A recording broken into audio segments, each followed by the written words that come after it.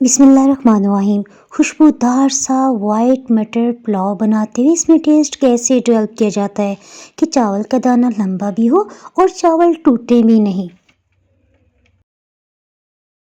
सभी tips and tricks के साथ ये रेसिपी जानने से पहले अगर आप इस चैनल पर नए हैं तो ब्लैक सब्सक्राइब के बटन के साथ साथ अगर आप बेल आइकन को भी प्रेस कर देंगे ना तो नई अपलोड होने वाली वीडियो का नोटिफिकेशन सबसे पहले आपको फ्री में मिल जाएगा। पुलाव को जूसी और टेस्टी बनाने के लिए हम दरमियानी साइज के प्याज का इस्तेमाल करें। प्याज आपने इसमें कम नहीं डालना। प्याज का छिलका उतारने के बाद हमने इसे अच्छी तरह से धो लिया था। इसके दरमियान जो आपको गांठ नजर आ रही है ना, इसे राउंड कट करते हुए हम निकाल लें, क्योंकि अगर ये शामिल होगी ना तो चावलों का जायका थोड़ा सा कसीला हो जाता है। वाइट मटर पुलाव बनाते ही प्याज को ज़्यादा भूनना ना पड़े, हमने इसे चॉप कर लिया, इससे बहुत आसानी से घुल जाएगा। मीडियम लो हीट ऑन करते हुए हमने आधा कप से थोड़ा कम घी लिया है। अगर आप चाहें तो ऑयल भी ले सकते हैं, लेकिन यकीन करें घी से बना हुआ पुलाव का एक अलग ही जायका होता है। प्याज को सॉटे करते हुए साथ ही हम ताज़ा लहसुन अदरक के पीस लेते हैं। इसके लिए हमने लहसुन के 2 बड़े पीसेस लिए हैं और अदरक का 1/2 इंच का टुकड़ा ही हमने इस्तेमाल करने। इसे अच्छी तरह से धो लेने के बाद छीलते हुए हम इसके 3 से 4 पीसेस कर रहे हैं। इस तरह से इसका रेशा टूट जाएगा ना। जब हम लहसुन अदरक पीसेंगे ना तो बहुत फाइन पेस्ट बनेगा। लहसुन अदरक पीसते हुए हमने हीट को लो कर दिया था ताकि प्याज की रंगत ब्राउन ना हो। यहाँ देखिए हल्की सी सुनहरी रंगत आती है। हमने लहसुन अदरक का पेस्ट शामिल कर दिया। एक दफ़ा इसे अच्छी तरह से मिक्स कर लेते हैं ना। व्हाइट मटर पुलाव में कभी भी जावित्री या जायफल का इस्तेमाल नहीं किया जाता, क्योंकि इनका स्ट्रॉन्ग फ्लेवर होता है। ये बिरयानी के साथ साथ अलहोसिया पुलाव में भी हमने शामिल किया था। अगर आप वो रेसिपीज देखना चाहें ना तो उसका लिंक मैं ऊपर आई बटन के साथ साथ नीचे डिस्क्रिप्शन बॉक्स में भी दे दूँगी। इसके साथ ही इसमें कुछ खड़े मसाले जैसे एक बड़ी काली इलायची, 3 लौंग, एक दालचीनी का छोटे साइज का टुकड़ा है। क्योंकि सर्दी का मौसम है ना, तो ये खड़े मसाले सर्दी के साइड इफेक्ट से भी आपको बचाएंगे और पुलाव को खुशबूदार भी बनाएंगे। प्याज भूनते हुए अगर आप इसकी रंगत ज़्यादा ब्राउन कर देंगे ना प्याज की, तो फिर वाइट मटर पुलाव जैसी लुक नहीं आएगी। प्याज की रंगत आपने ज़्यादा डार्क नहीं होने देनी। जैसी सुनहरी रंगत इस पे आ गई, हमने 1/4 कप पानी शामिल कर दिया है। एक बड़े साइज का बादियान का फूल, नाम लेने की देर थी कि बादियान का फूल हाथ से नीचे जंप लगा गया, कोई बात नहीं, ये हम शामिल कर रहे हैं। ये खड़े मसाले पुलाव को खुशबूदार बना देंगे। 1 चाय की चम्मच सफ़ेद या काला जीरा जो भी आपके पास हो आप इसमें डाल सकते हैं। खुश्क धनिया अगर पहले से पिसा हुआ आप ले रहे हैं ना तो उसकी सभी खुशबू उड़ जाती है। यहाँ पे हम 1 चाय की चम्मच भर के साबुत धनिया का इस्तेमाल करें। लाल मिर्च पाउडर आधी चाय की चम्मच से थोड़ा सा कम। लाल मिर्च अगर आप ज़्यादा मिकदार में डालेंगे ना तो सिंपल पुलाव की तरह बन जाएगा। अलबत्ता हम यहाँ पे काली मिर्च के तकरीबन 8 से 10 दाने ले रहे हैं। पिसी हुई लाल या काली मिर्च इस टाइम पे आपने शामिल नहीं करनी। अगर आप यहीं पे काली मिर्च डाल देंगे ना तो इससे वाइट पुलाव की रंगत बदल जाएगी।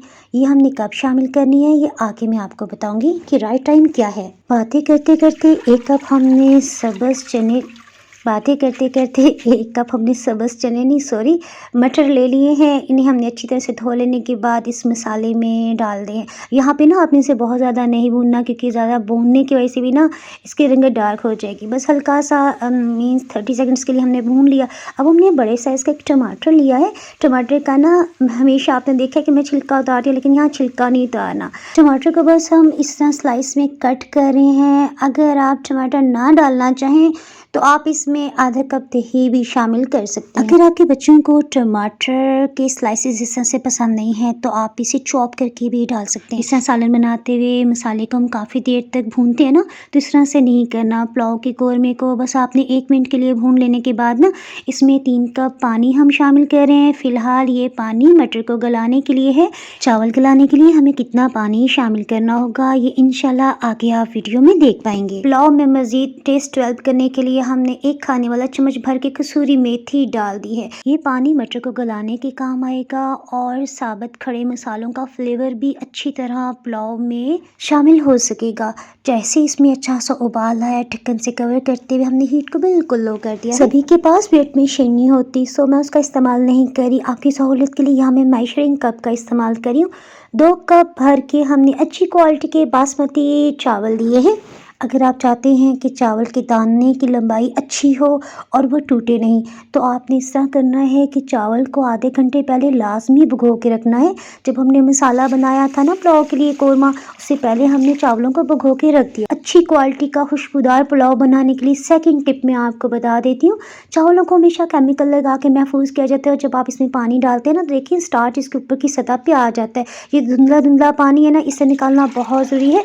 अगर आप इसे 4 से 5 पानियों में खूब पानी डालते हुए अच्छी तरह से चम्मच हिलाते हुए नहीं धोएंगे तो इसमें ना एक हमक सी रह जाती है। और जब चावलों को आप 5 से 6 पानियों में धो लेंगे ना, तो एक चावल की स्मेल होती है वो ख़त्म हो जाती है और इसमें स्टार्च भी निकल जाता है, जिसकी वजह से चावल चिपचिपे नहीं बनेंगे। चावलों को धोते हुए जब बिल्कुल साफ़ पानी आ गया ना, तो यहाँ हमने पानी में चावलों को भिगो के रख दिया। वापस हम अपनी रेसिपी की तरफ आ जाते हैं। तकरीबन 25 मिनट हो चुके हैं बिल्कुल लो हीट पे मटर को गलते हुए। अगर आप स्पाइसी तेज़ पसंद करते हैं तो यहाँ आपके पास ऑप्शन है कि आप इसमें 6 से 7 हरी मिर्चों को ना बारीक चॉप करके डाल दें या फिर उन्हें पीस के भी शामिल कर सकते हैं।